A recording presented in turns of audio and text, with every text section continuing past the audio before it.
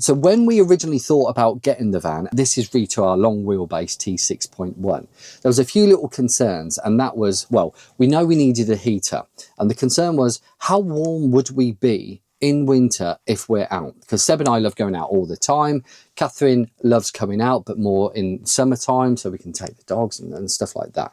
But Seb and I love going out all year round, and we was a little bit worried about how cold it would be. So we got the diesel heater, and I've tested it out numerous times, and if you haven't got one, get one, because it is an absolute game changer. And I'll just show you how it works and how I've used it in the past as well.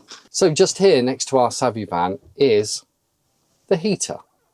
And as you can see at the moment, it reckons it's about 2 degrees. It's probably a little bit warmer than that, but whatever, saying 2 degrees. I've been messing around with this, so the temperature is probably off.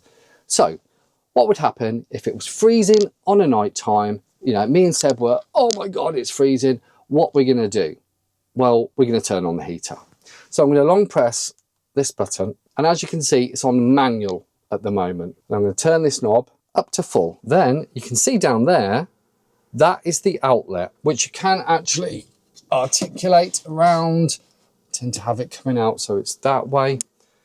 There's the diesel heater outlet, which is good because it's not like right under the bed.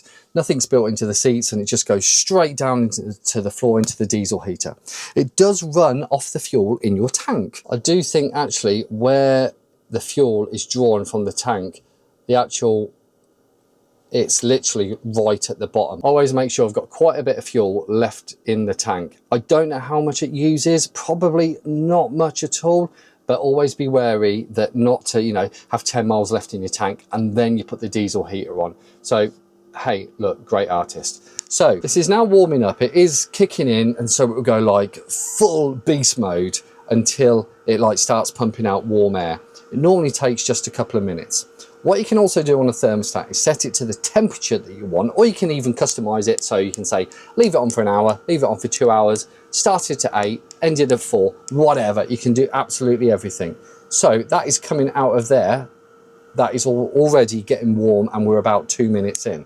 So let's go back over to the controller. So on the controller, as you can see here, it is actually on manual at the moment. We can press this button once, and we can switch over to auto. Press to select that, and we can set it at a temperature.